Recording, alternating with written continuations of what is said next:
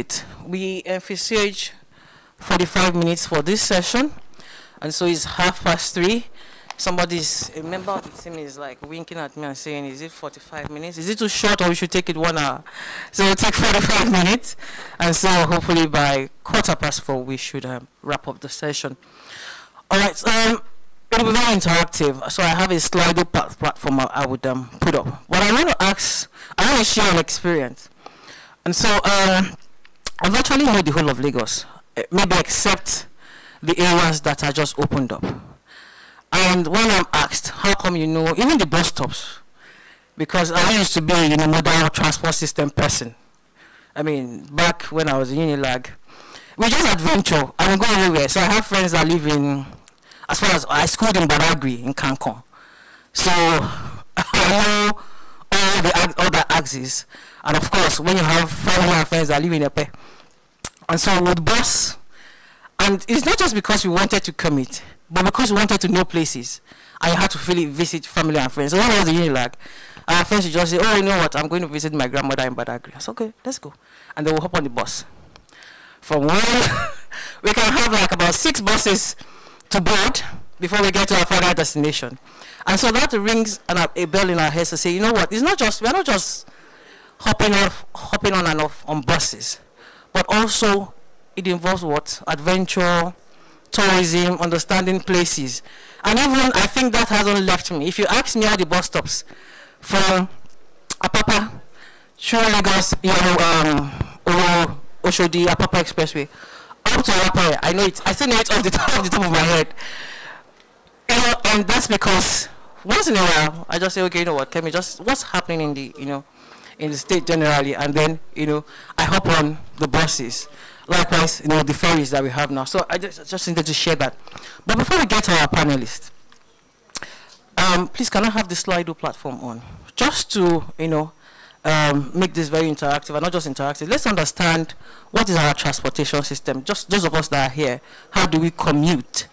What's on our day-to-day basis? No, the Slido, please. So if you have your phones, you just scan the barcode, and then the questions, we'll launch the questions one after the other. And so the first question you have here, can you launch it? So you just scan the QR code. Is it up?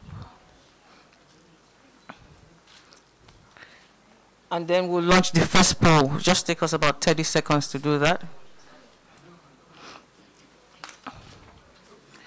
So the first question, if we start answering it, I'll just give us 30 seconds to complete that. What's your primary mode of transportation on a typical day? Yeah, I see people, 67% bus, carpool, ferry, personal vehicle. I'll have another 10 seconds, then I'll launch the second question. Oh, sorry, you have to. Yeah, what's, we're having, yes? Sorry? It's real time, yes.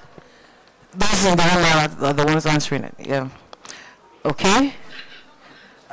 So you see, most people are bus 50%, personal vehicle 28, carpool 16. Nobody is using the ferry in the room. Right. Okay, second question, please.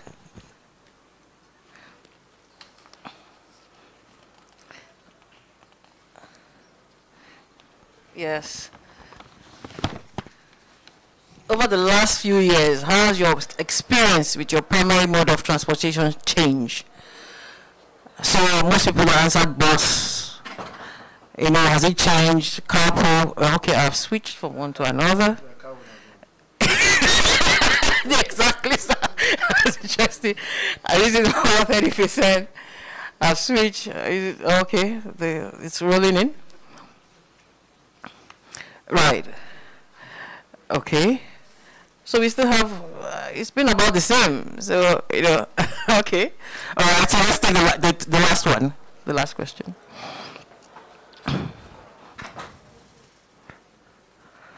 How would you describe the time it takes for you to commute?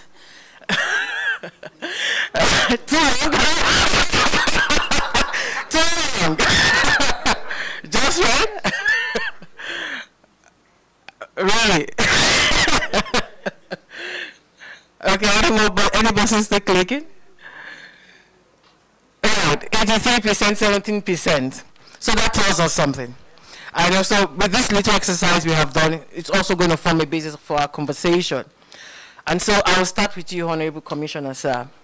I read in the news that the governor and yourselves launched the transport policy.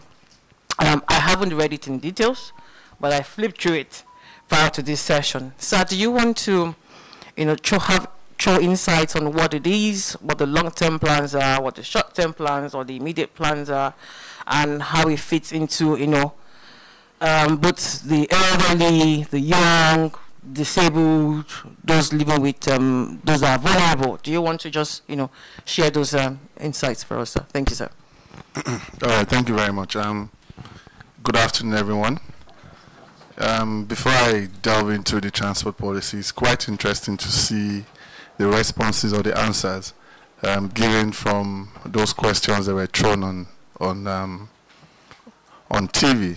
But I guess we'll come back to that, because I saw one very interesting thing, which was there was nobody that actually answered that they actually take the ferry. So I guess we'll come back to that. Let's speak to the transport policy first. The transport policy, I would call it the roadmap for what transportation should be in Lagos State. It sets the tone on exactly what the state has in store for transportation. Lagos State is peculiar. It's I'll say we're in 2024 now. 7-8 years ago, we had about a population of about 7 million. We're banging on about 24 million right now. And we also know that we have over 1 million cars on the road daily. So for such a state, and that's still growing, you must be very intentional on exactly what you want to do in your transportation system. Transportation system in Lagos State is extremely important. Besides being the first T in our themes agenda for Mr. Governor, it's also extremely important to be able to move goods and services across the state effectively and efficiently. So for us to do that, there must be a policy that guides exactly how you want the transportation system to run. So it speaks to, one, the interdependencies that we work with from Ministry of Fiscal Planning, because they're extremely critical to our transport system as well.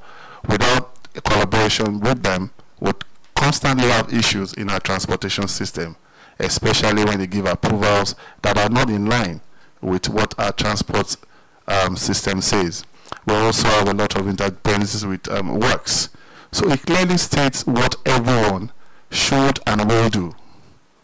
And of course, it also speaks to what our agencies are meant to be doing. Lamata will interestingly play a lot of role in the urbanization of our transport system through the STMP. Also have a lot of play in Lagos and of course in the transport policy. So we speak to, one, the intermodality transport system in Lagos. Lagos is big, so there's no way you can put everybody on the road.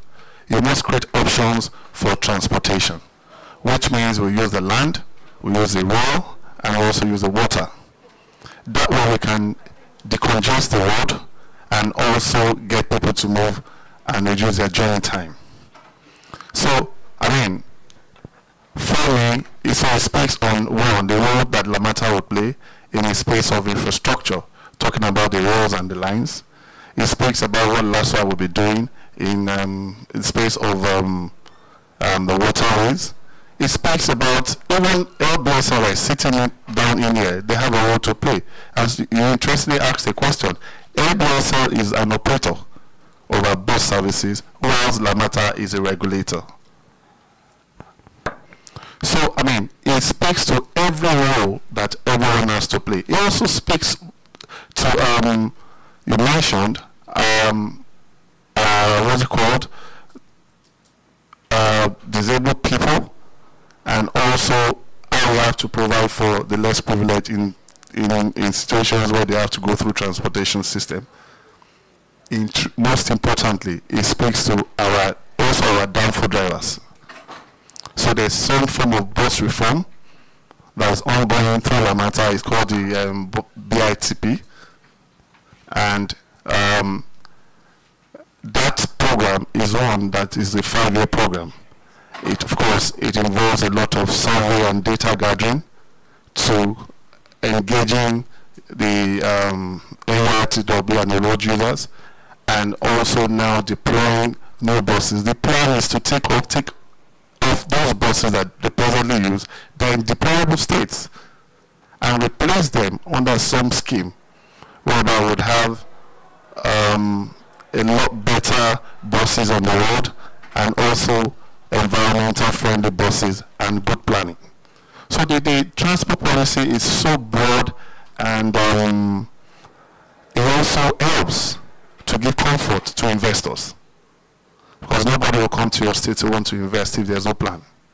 So what the transport policy does, it lays a very clear road and path to what we're meant to be doing and what we're doing. It's a the transport policy is actually for 15 years, which will be reviewed every 5 years. You know, so I mean, we all know how expensive it is to run transportation in Lagos, so we need private investors to come in and also help the government. They can only do that if you have a plan and you have a policy that will guide whatever investment they bring in. So that there's so much to say. I can go on and on what the transport policy has to say, but I guess you might need to actually go and read it well, but in some way, that's what it says, generally setting the tone and guiding where transportation should be in Lagos State. Thank you. Thank you very much, Honorable Commissioner.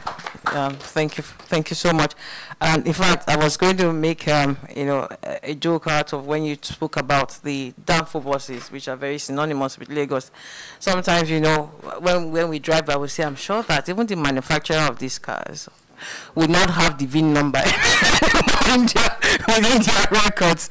Precisely, sir. But thank you. So we have a 15-year roadmap, for transportation as a plan, and which will be, revised, every 5 years. So that tells the young students here that, there's a plan in terms of how do we commit, even within, age brackets and over time as it progresses. Can you please show me the map of Lagos? I just want to use that to speak to, the Commissioner has spoken about Lamata and what Lamata does in terms of urban infrastructure. When we look at the map of Lagos, we see that the north to the south, that's from Ifako-Jai up to, we get to Apapa or Ojo, so that's north to south. If it comes up now. And then on the west, we have Badagry. And I think to the east is where you have the IEE, Ikorodu, Etios, Ekpe, and others. Right, so it tells us that, let's just manage this map. Right. The Lagos metropolis is actually formed of the 16 local governments, and that's where Lamata really plays. So as the west is Badagry over there. But the concentration of the population in Lagos begins from that Ifako all the way down. Ma, do you want to speak to in terms of the infrastructure? So the blue line, the blue line, red line, in terms of infrastructure plan for rail network for those that actually, because the population sits from the top down. Do you want to speak to that, ma'am? Thank you. It's fantastic. You're a geography student or something of the sort. I'm just an engineer, so please, I'm making excuses even before I start. So, you have rightfully made a very correct statement, which is that there's a huge population in that area. And the Lagos State has a strategic transport master plan. That master plan has taken cognizance of, the master plan came about through a lot of surveys, origin, destination, urban conurbation, numbers of people, where they're starting from, where they're going to, what choices of transportation would they prefer, what are they willing to do, is money more important to me or is my time more important? All of those things have been taken into cognizance. And we now came up with the Strategic Transport Master Plan. Just like the policy, we also update the master plan we're supposed to do it every 5 years, I think it is. This year, actually, we're updating the master plan. It's now going to be a strategic transport master plan, or more strategic transport and mobility master plan, because we want to take cognizance of non-motorized transport, acknowledge the fact that everything is not about mechanized transportation. There is more interesting things happening. There's e-scooters, there's bicycles, there's people walking. And in Lagos, we must learn to grow with what the world is growing with. So when we look at what we have here, where you're saying, and you're quite right, that we have huge conurbations in those areas, the north to south. So the red line, for instance, is one that would begin to cater for that. So the red line goes from Agbado to the whole route will get all the way to Marina. Now, how it gets to Marina, we have two options. So that's from Agbado. So you are looking at Agbado, Iju, Agege, Ikeja, Oshodi, Mushin, Yaba, and Oyingbo.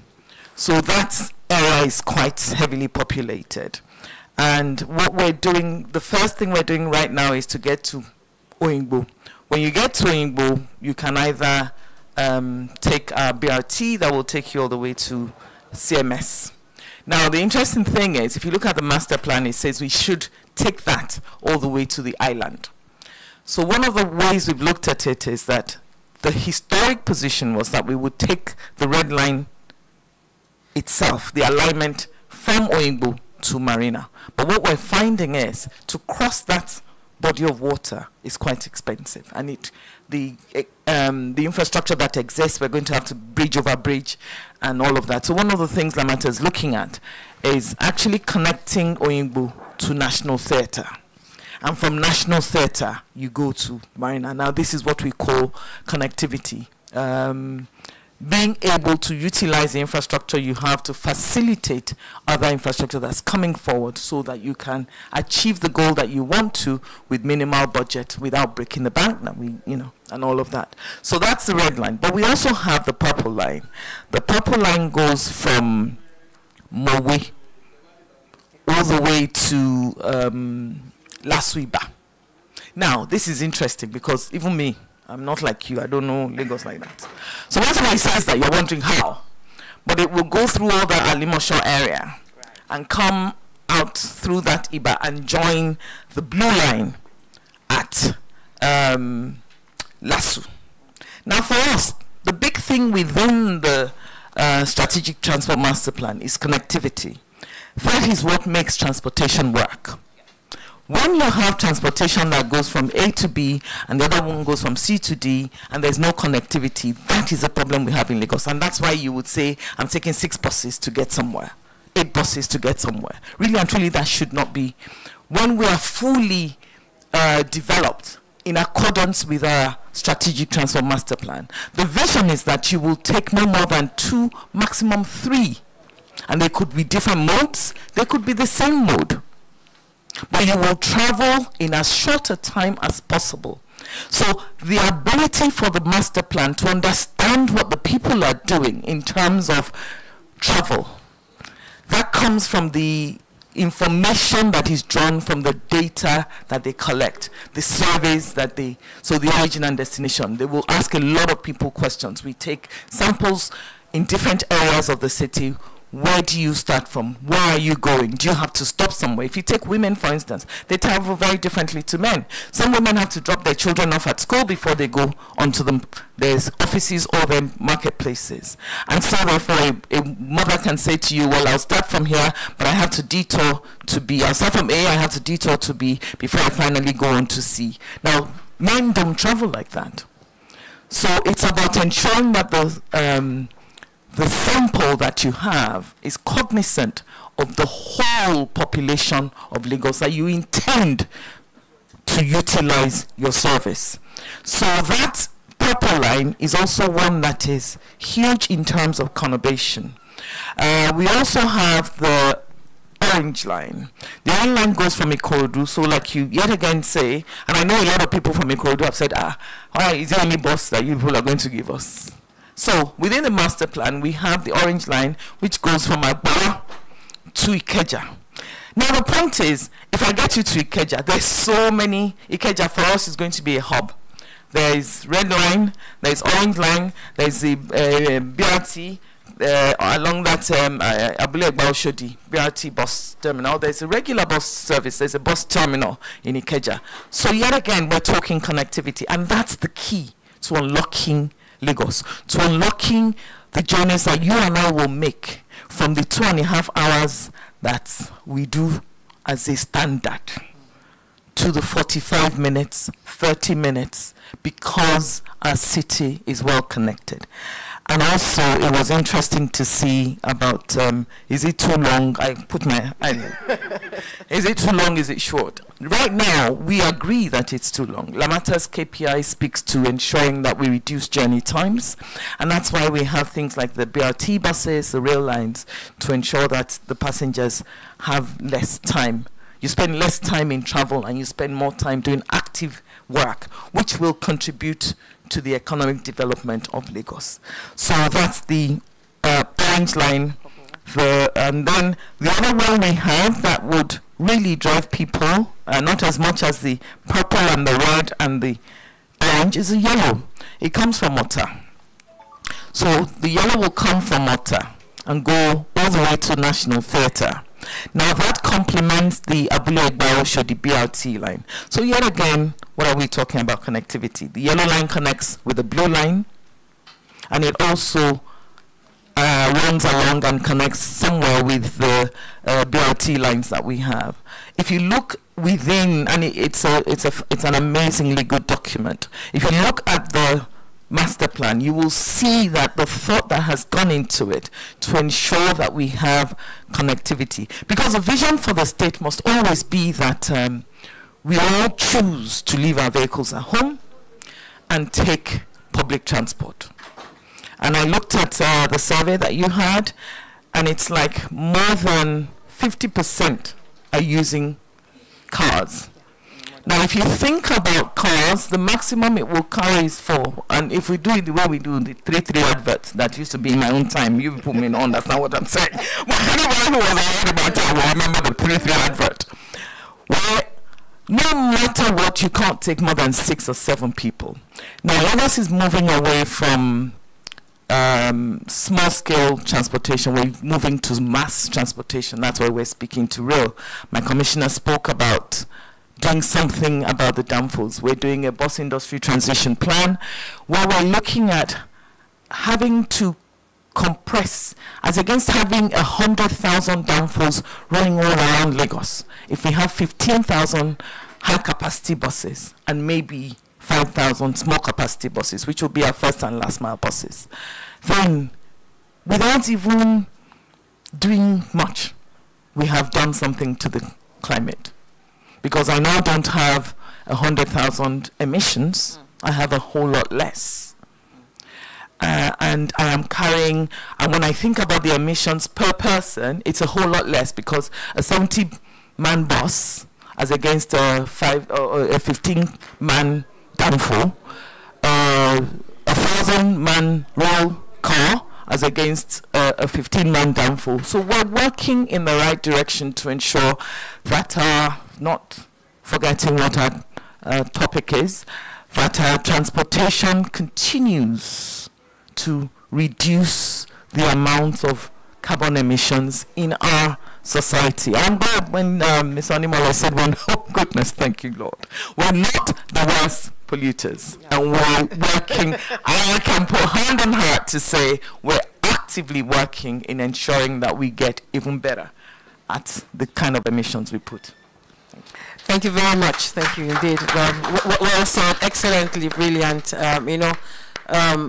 I'm sure what will come readily to mind of participants here is when Medan said during her early days, and I'm sure most of the thinking purple line, yellow line, orange line, in which lifetime, lifetime, but I'm sure that when we look at, I mean, Commissioner will speak to that in terms of what are the, achievable period for some of these lines, so that, yes, we begin to think, okay, if I'm 20 this year, I'm sure in 15 years' time, I'm going to be able to know that, yes, the purple line is going to exist, the orange line is going to exist. But let's come back to bus services now. Let's come to bus services. So I know that there's a cowrie thing for the blue buses like we know it. But I think someone has said, can we ask this question? So if I want to be very practicable here. If I want to board a bus from Ojodu, a black bus, the blue bus from Ojodu, and my final destination for the entire day is going to be in CMS, but I'm going to detour at Ojota, and then I'm going to spend an hour, I'm going to go around the whole place. Tell us how that payment system works, so that, because it fits into convenience of, I have a card or a carry, and I know that once I'm paid for the full day. Does that work? Can it work? Like, I will use an example of the Oyster card in the UK, where I have my Oyster card, I can go from zone 1 to zone anything, just want to talk about how does it work, in Lagos. Thank you very much. So the carry card, actually, it's a creation of Lamata, and it basically ties into the multimodal integrated public transport system, which is the priority for Lagos State. So you're talking multimodal, you're talking different modes, ferry, buses, trains, etc. And ultimately, what you want to do is to integrate all these modes in a very seamless manner, right? And one of the most effective way of ensuring that integration is to have a unified payment platform.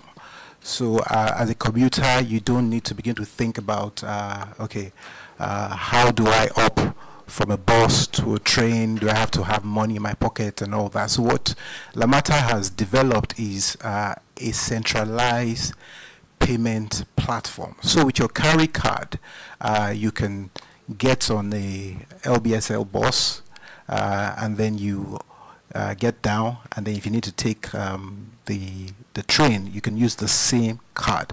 So it enables interoperability. So regarding, and one funny thing is that you get on these buses, they've got the same brand, the same image, the same color, but you'll be surprised to know that there are many operators. There isn't just LBSL. LBSL is the state-appointed operator, but Lamata has also franchised other private operators. And so you get on a bus, you don't even know who's providing that service. And that's a comfort that an integrated intermodal public transport system is supposed to provide for you. You don't have any business to know who's providing that service. It's all about reliable service delivery and giving you option and comfort. So the unified payment platform essentially enables you to move from one operator to another without you knowing, move from one mode to another in a very seamless manner. So it does support that, actually. Yes. Good to know. Thank you, sir. So I think I'll go back to Commissioner. After we do another round, then we can have audience ask two or three questions. But sir, the entire transportation roadmap, you will know that Ogun State is a border town, right? And you also have influx of people from that. Do you want to tell us whether you have, a good synergy in terms of their own plan, in terms of transportation, how it sits well with that of Lagos State? Because, it's more like whatever happens in Ogun State now influences what happens in Lagos and vice versa, because, a lot of, migration back and forth. Do you just want to speak in terms of is there any cooperation? Thank you very much. I'll start off with what Mr. Governor always says, that if he looks to his right, is water. If he looks to his left, is Ogun State. So, more than not them being our neighbors, they are also the only getaway or other place we can use now up until the coastal road is fully done. Now, it's quite interesting to also know and state that Ogun State is also a very friendly state, and there's a lot of collaboration going on between us. Collaboration in the sense that there's no demarcation really. So when you leave Lagos, you're probably in Ogun State and you're not aware that you're in Ogun State. So I'll give you an example. Red line terminates in Agbado. Agbado is Ogun State. So for us to even terminate it there was a lot of conversation that went on, and there's a lot of agreement that also. And to even make it more interesting, there are conversations around them also wanting to take that line from Agbado further into their own state. And also the second phase of the blue line, there are also conversations around that, wanting to take that line also into their state. So there's a lot of collaboration that is going on. I'll give you another example. We have our own traffic management team called LASMA. That one is called one interesting name, Trace. Yeah. And we had to actually sit down to align our functions, because what happens is Okada, for example, is banned in 20 LCDs in Lagos. And if you want to enforce that, you know what they do? They just drive the Okada from one side of it to the other, and they will not arrest them from that other side.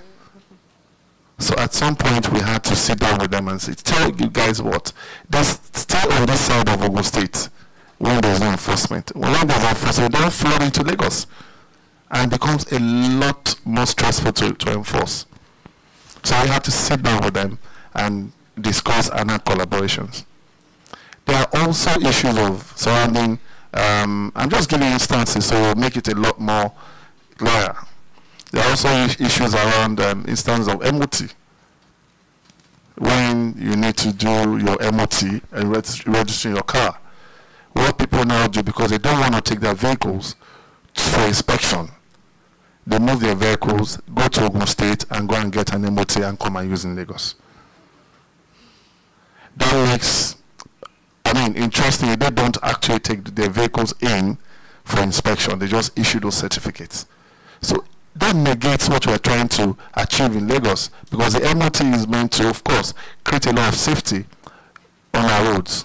If those vehicles are not roadworthy, we'll tell you to go and fix it, and then we don't issue you an MOT. So we had to sit down again as partners and collaborators, and we agreed that, look, we might have to cede off some of the revenue and then ensure that when they run to you, you either ensure they do the inspection or you send them back. And guess what? Whilst this conversation was still going on, the same consultant sorting out Lagos in the space of MOT has now been adopted by Ogun State. So there's no way we can run to, because now they are going to start their own implementation of that vehicle inspection. Those are the collaborations I'm talking about. And, there's no state that can be in silos. You must work with people. There must be teamwork. There must be collaboration, for you to be able to succeed. Lagos is a growing state. It grows every day. People see good infrastructure, they see safety, they see good security. They keep trooping to Lagos. So we have to deliberately and intentionally, once again, like I said, ensure that we collaborate with neighboring states and ensure that we achieve our objective and give good service and efficient connectivity, like Lamata said, which is very essential in whatever you do. You must be able to connect to our citizens. Thank you. Thank you very much. We are keeping Lagos moving. That's what it tells us. All right, so I'll come to Madam. I know you've mentioned non-motorized transport. That's walking, pedestrianization, really, cycling, and the likes. But the question that will come to mind is, am I safe walking? The sidewalks, walkways, what do you call them? The ramp? Are they available? Are they not? Are they covered fully? I walk 1 kilometer, and at some point I have to, detour. how do you work with those in charge of, road construction? What's the synergy there so that to ensure that you have your target, you have your objectives, but how does it sit nicely in terms of those that have the overall, road infrastructure? Okay, so thank.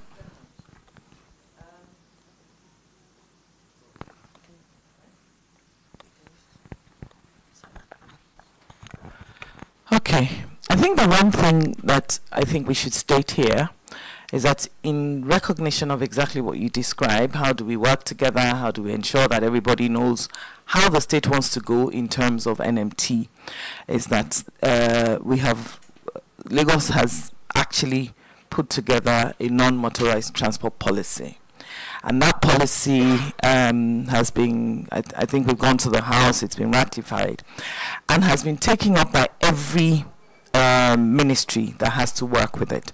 So for instance, there's a technical team that has been put together, and that's with us, Lamata, with the Ministry of Transportation, obviously, with the Ministry of Works and Infrastructure, such that the Ministry of Works and Infrastructure is completely on board with the new NMT policy that has been formulated, which means that as part of the work that they do in carrying out any works now, it is a necessity to have walkways and to ensure that those walkways are compliant for everybody.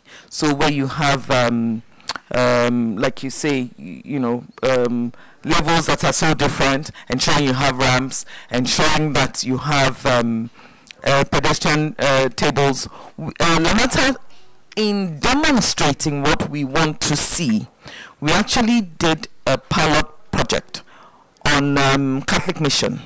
So if you look in front of King's College, all that way, we created a non-motorized walkway. We ensured that if you know that place historically, say about 3-4 years ago, you would have vulcanizers, people selling, they were parking cars on that walkway. All of that we cleared. We ensured, we put bollards such that cars could not get onto it. We had what you call sort of like table crossings, so that the crossing can be utilized by those on wheelchairs. And we had traffic signals. And we beautified it. So we had murals all along the walkway. We've had feedback because we want to extend that from that area all the way to the TBS, such that if you think about the conurbation that's inside Bangboshe, all of that Lagos area, the closest transport hub for them is TBS. So we want to ensure that they can walk all that way down and get into TBS. Recently, we've started to look at doing the second phase of that project that will take you into TBS. Now, what we found is that, especially the students, the boys from King's College, they've really enjoyed that walkway. And so for us, it's about collaborations with the various MDAs that are working, in particular, Ministry of Works and Infrastructure. And what we've said is that when anyone is building a new road, for Lamata, because we're interested in NMT as part of our public transport drive, we see it as well. It's because no matter what we say, in Lagos we say that one of the studies that was carried out for the STMP speaks to 22 million trips being carried out daily in Lagos. But 40% of that is actually NMT, is walking. So if over 8.8 million trips are done walking, we have to be certain that our people are safe. That when the ease with which they should walk, they should not be thinking about their safety. They should just be certain that they can make those journeys very safely. So what we have, not only do we have that policy, and that policy is interministerial, all the ministries that have to work with it, they work with us. So Ministry of Works, Ministry of Transportation, Ministry of Physical Planning, they work with us, even Ministry of Environment and Ministry of Energy. So what we also have is that when Works is carrying out any new road, there is a responsibility for them to work with us to ensure that they have NMTs. Now you would see all the new ones are being built now. There is a deliberate effort on Lagos's part to ensure that there is good non-motorized, at least walkways for the people.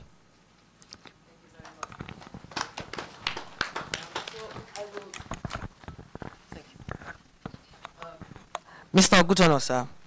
So I know it's your service is the operation of the buses.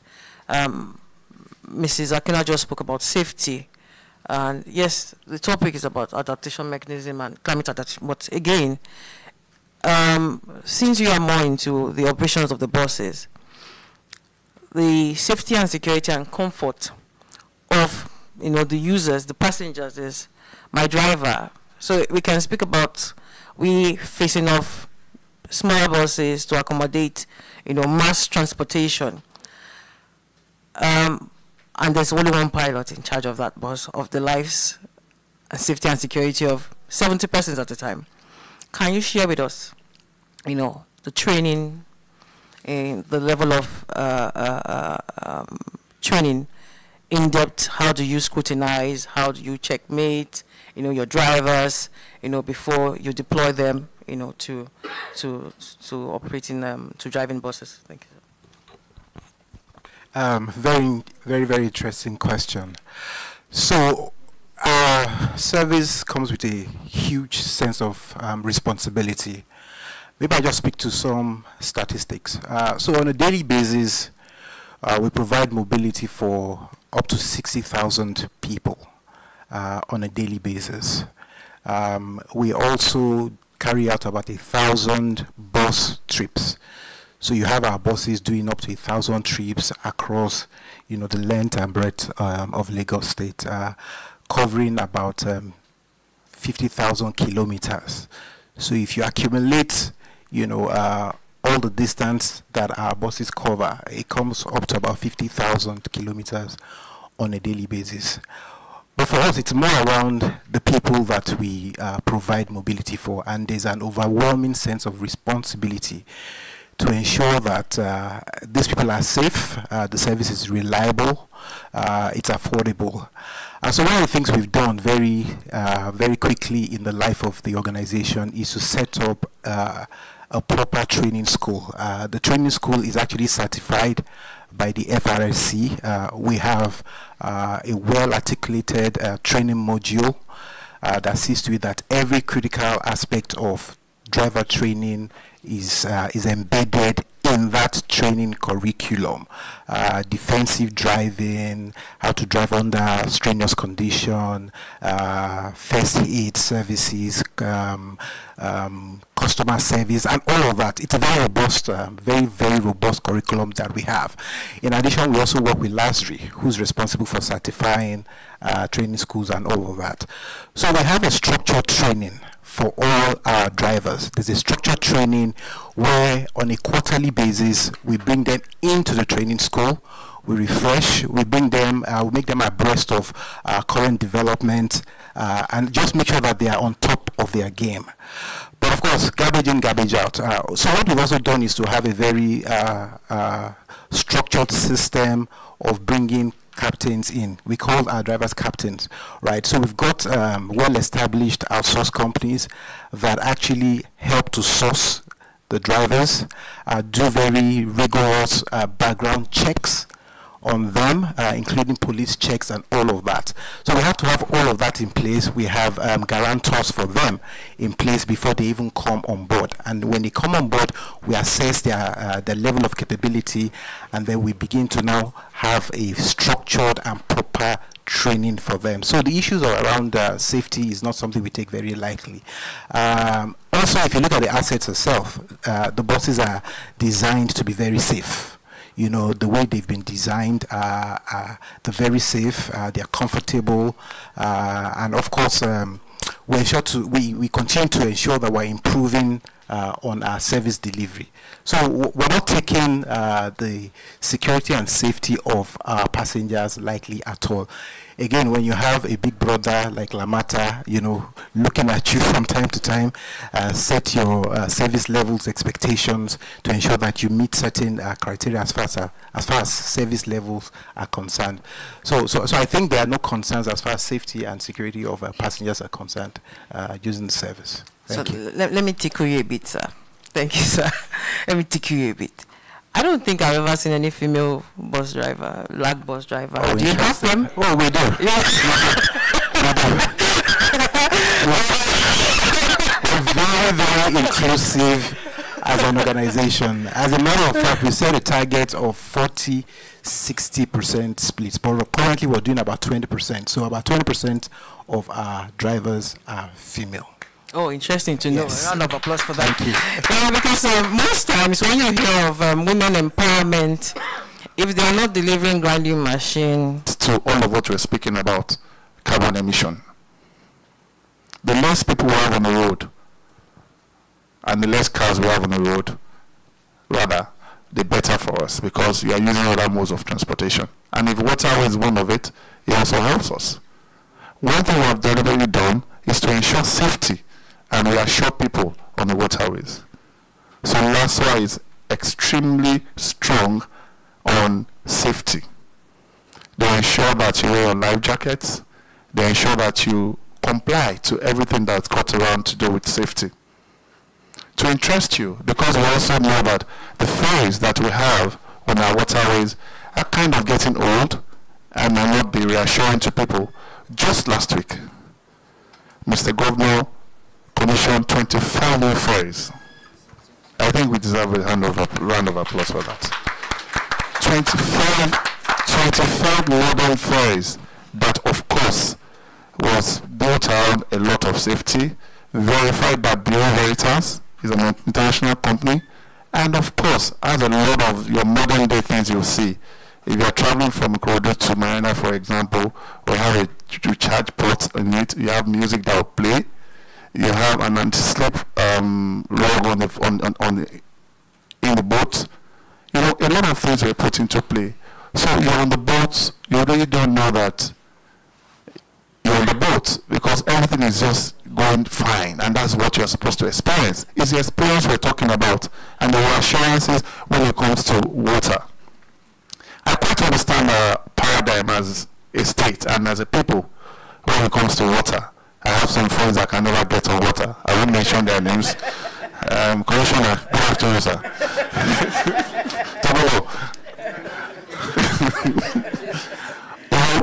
But we need to break our fears. We need to also we need to get on these waterways. One, to help us in the environmental space, and also to reduce journey time. And I saw some articles some time back saying that we as a state we lose, or as a country lose about 4 trillion being in gridlocks and all of whatnot. Yeah. We can get that down. We increase our efficiency and the movement and also our GDP. So for me, I think the ferry is an opportunity for me to say once again that I'm reassuring everyone, we have a lot of things that are put in play. We have a control system that monitors every ferry from point of jetty to your destination. So if there's a problem whatsoever on the waterways, we have rescue teams that will get in record time. And if you look at the statistics, if you take the statistics, in the last, I'll say, 2 years, we've had less than 2 or 3 mishaps compared to what it used to be.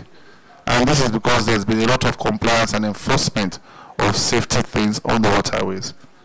So I implore people, we need to use it more. Those boats are there for us to use. A lot of investment from the state, and will only complement our multimodal transport system and also help us in our climate space. Thank you. Thank you very much, sir. Well said. So I know people are itching to ask questions, but we'll take just 2 or 3 because we have 10 minutes to go. So the gentleman at the back there, please just your name, your organization, and ask the question.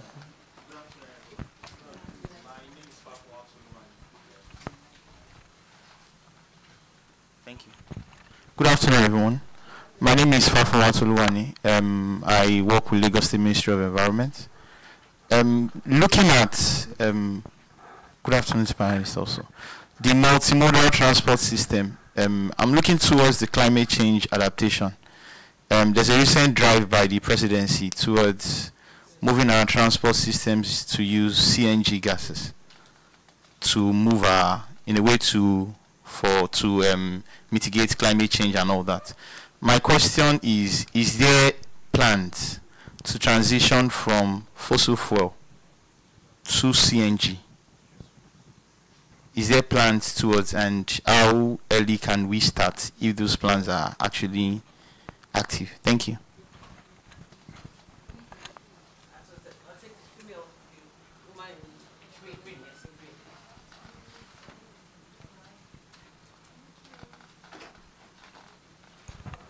Good afternoon, all protocol observed. I'm Mohammed Isabella Dijas from Ministry of Energy and Mineral Resources. Sir, I want to take a case study because I'm the kind of a person that have water phobia. I don't normally plan through water transportation. But I just took a courage and I got from Ijede to Badore. The traveling time was so short. But my advice is, what are your policy on this thing for people to really aware of this importance of, traveling on water? First, then what are the things or maybe policy you have or any strategy you have in providing facility to access this water transportation? Like if we are looking at, I want to take Ijede Badore as a case study. If you are looking at transportation from Ijede Badore, when you look at the road and everything, they are not accessible. Those things may not be facilitating people to, to get into that kind of a business. And as well, like the madam have already talked, like I'm expecting maybe after leaving from the boarding, maybe coming out from the boat, I will get a BRT that will take me down here. But those things are not really available. So what are your plans, in future, and what are the duration we are looking at in getting those facility? Then the second thing is about your floating station, because we find that some of the things that make those things not being safe is because some people will not have fuel or whatever, to carry out their activities, or maybe sometimes they may be stuck, but if we are having a floating station where they can easily get fuel or some other things, and some of the plan you are having for, maybe are you including both to switch to CNG, in transporting people out of from one station to another? Those are my questions, sir. Thank you.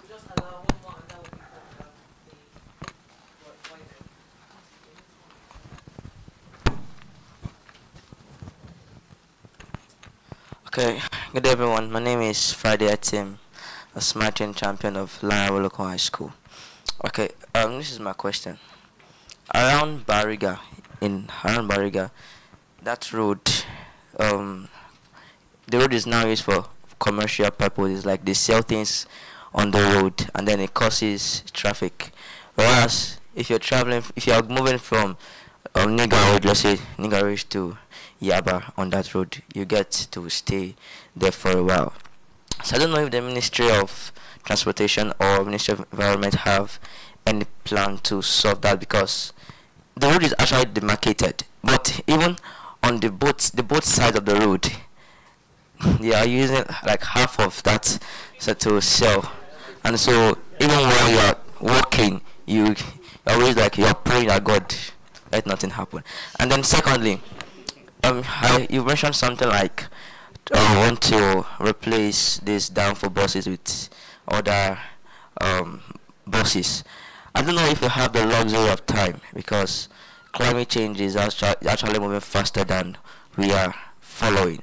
So I don't know if there are other provisions to back it up, or that's just all we have. Thank you.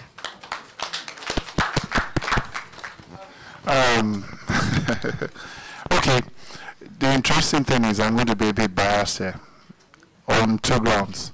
Firstly would be because I'll answer his questions first, because he's the youngest.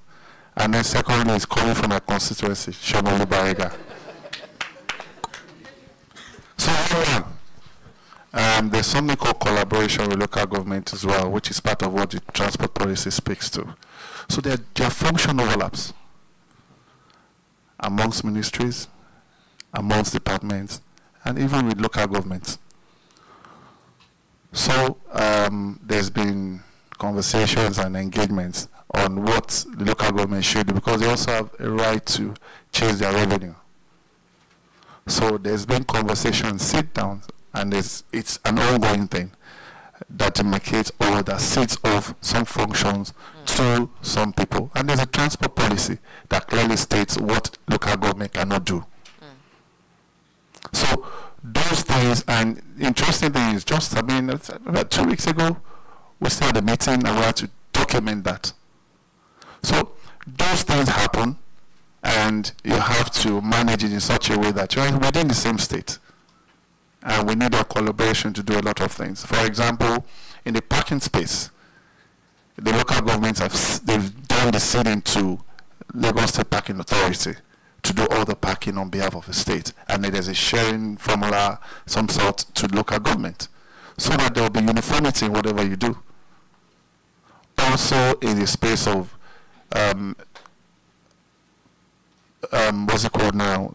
Monitoring and enforcement. And when we need the correct as local government, we actually did mention that they should not do this, they should not do this. And of course, there should be some, there's been sit downs to arrange those. So for that area that you mentioned, the new garage all the way, it's some function that has been left to local government. And if I'm correct, around our Gerard, all the way, you know, as local government, they've also given out a lot of shops in that space, which we've had a sit down and we need to clean it up. It's not somewhere we're going to leave to run like that. Going down Charlie Boy Famous into Pedro Road, on that corridor, they put those tricycles, Keke Mara, on a line of the road, which means anytime for peak hour from 4 o'clock, the line that needs to be 2 lanes becomes 1. We had to go sit down with them, enforce and clear it. And of course, they need those tricycles in that neighborhood. We had to look for space for them. All of those things are things that you keep getting on and keep resolving. So it's well noted. I'm sure in no time you also see that all of those spaces will be cleared. That's for you. The other modal linkages in terms of is that a question for the lady? Those linkages. Thank you for your observations. Before now, as a state, we think we have over 48 jetties. And in doing that, we also have realized that some of these jetties don't have good roads and good connectivity. So we have deliberately identified about 20-24 jetties that we're going to put together, get good road, and ensure that they run well. Part of what Andy Lamata was saying was about connectivity. There's no point getting down from the ferry and then you can't connect any road. A typical example is that Bariga Road, Bariga Jetty. So you get off the jetty, the road to get onto, it's not. So those things don't exist anymore. That's what the transport policy and the STMP speaks to.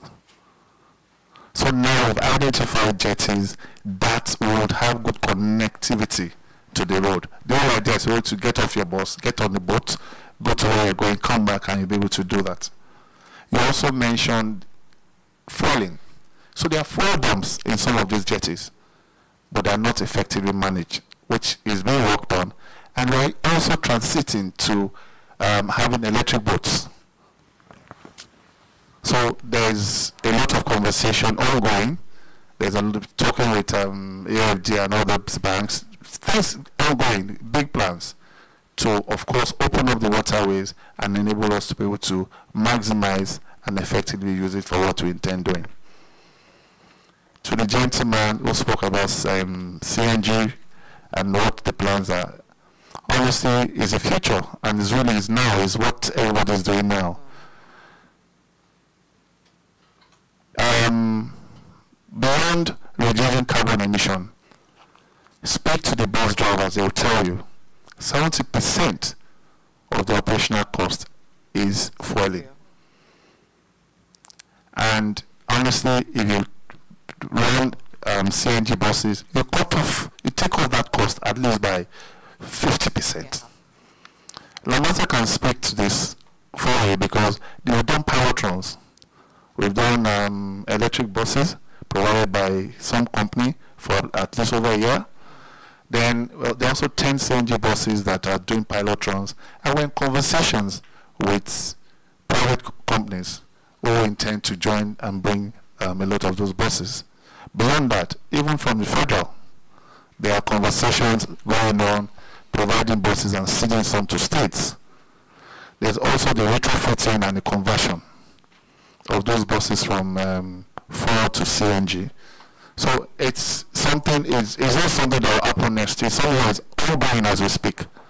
And if I would like to also state, the first one for Lagos and the West Coast was done, I think, about 3 weeks ago. As we speak now, there are conversations from PCNG, from federal, already in the north. I think it's in Kaduna that they're having this one now. So, I mean, it's something that Mr. President has taken strongly. And as a state, we also know that we need a big play in it, and we're deliberately and making plans and working on them. So be rest assured, we're working on it. And even to tell you, there are companies also in the e-learning business, your Uber and your boats, that are also that big plans of bringing electric cars. So you will keep seeing these things unveiled this year, not even next year, by the special grace of God. Thank you very much. Thank you, sir. Thank you very much, sir. I think it's interesting to know because I know Mrs. Akinajo mentioned mobility as a service, and so that's where our e-hailing services come into play. You know, the truth of the matter is there will always be challenges, but the important thing is that there is a roadmap that speaks to how we would, at every point in time, address it. Climate adaptation for me is about people, right? And I took time to look at the Ministry of Transport's website, and I know that LASMA is under the Ministry of Transport. And sometimes we forget them, that climate change is about what? Temperature and weather patterns over a long period of time. These guys and women stand under the sun, under the rain. And we are not including them in our discussion. But climate adaptation really is about, is a social impact. It's about people. And so I just want to point out that, you know, in terms of our thinking, you know, I know they're not the most favored.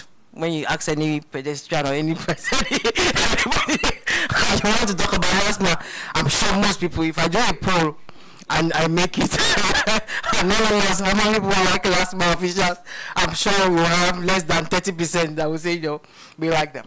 But importantly is that we should consider them in terms of climate adaptation, because they stand on the roads without shelters and controlling traffic for a long period of time, right? And particularly the female. So I'm looking at it from that standpoint. When my temperature in Lagos is 40 degrees, the LASMA official still has to stand in the sun and control the traffic. Are we thinking about them? We have to, you know, be very, very balanced in the way we look at, you know, climate adaptation. I just needed to, you know, pull that out there. But we have to close.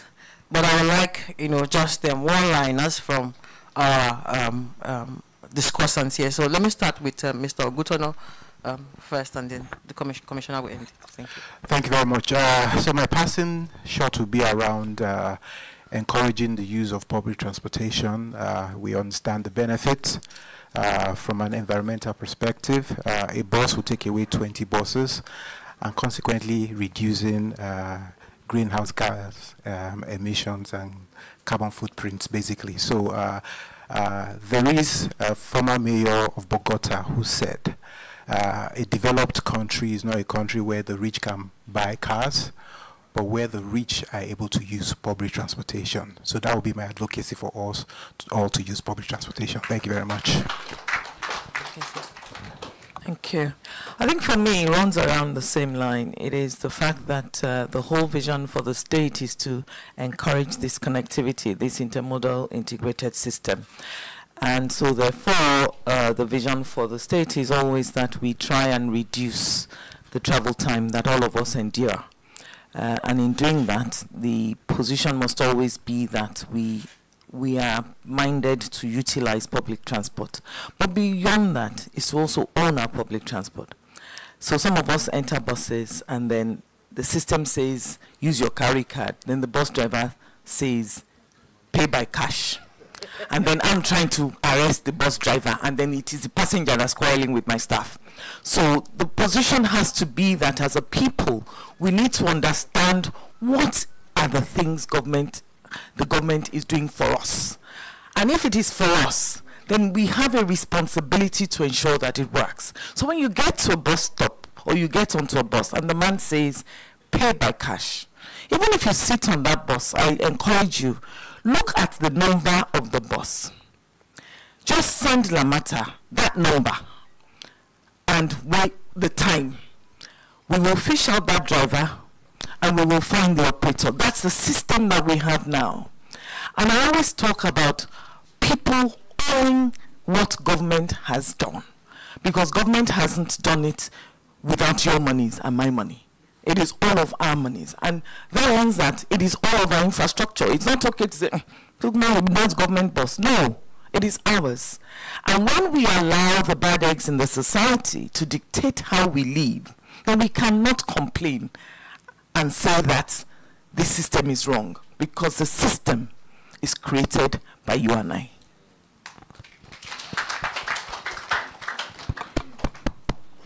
Well,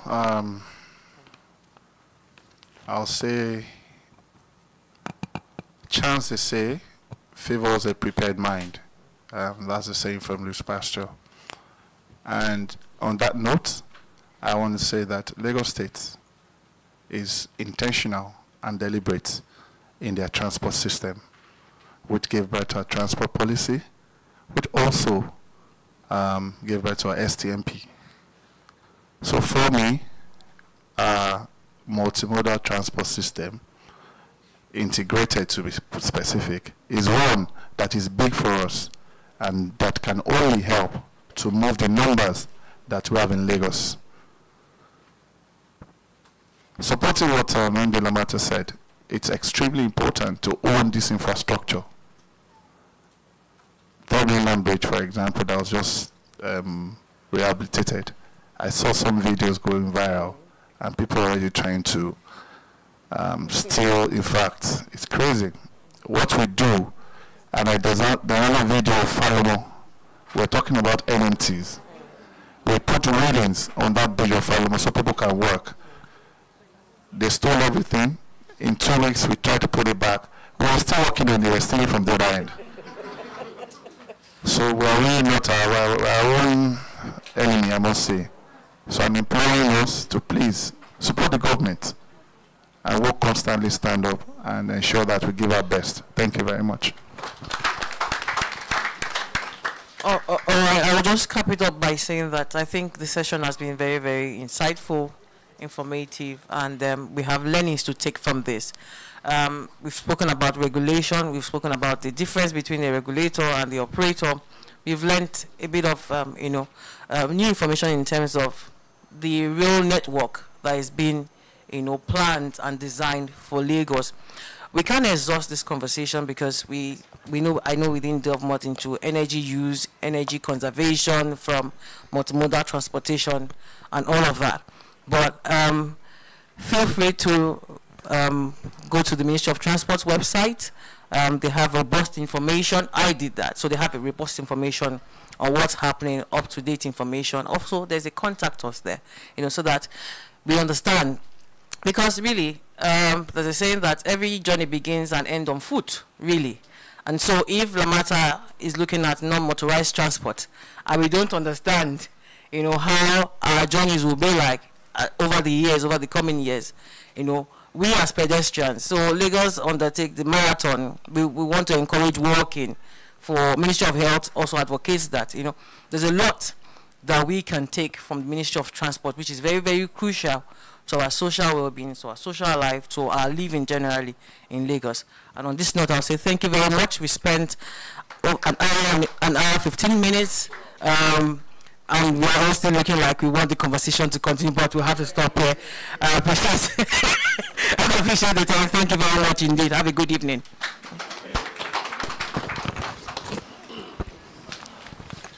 I think we will take group photographs, sir. Ma, let's just take a group picture, please.